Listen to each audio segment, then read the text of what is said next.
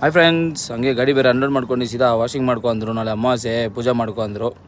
ಸೀದಾ ಗಾಡಿ ಒಳಗಡೆ ಎಲ್ಲ ಏರ್ ಹೊಡ್ಸ್ಬಿಟ್ಟು ಡೀಸೆಲ್ ತೊಗೊಂಬಪ್ಪ ಅಂದರು.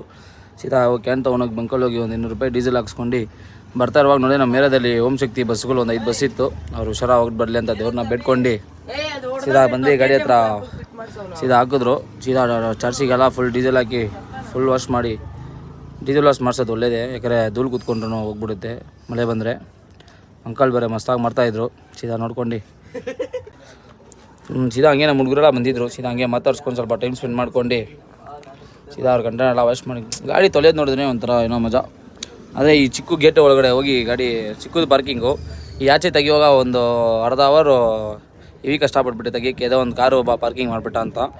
ಅದು ಫುಲ್ ವೀಡಿಯೋ ಬೇಕಾದರೆ ಹಾಕ್ತೀನಿ, ಕಮೆಂಟ್ ಮಾಡಿ. ಬೇಕಾದರೆ ಸಬ್ಸ್ಕ್ರೈಬ್ ಮಾಡಿ ಫ್ರೆಂಡ್ಸ್. ನೀವು ಹಾಕೋ ಒಂದು ಲೈಕೆ ನನಗೆ ಮೋಟಿವೇಶನ್ನು ನೆಕ್ಸ್ಟ್ ಮಾಡೋಕ್ಕೆ. ಆದಷ್ಟು ಸಪೋರ್ಟ್ ಮಾಡಿ, ಲೈಕ್ ಮಾಡಿ. Bye friends.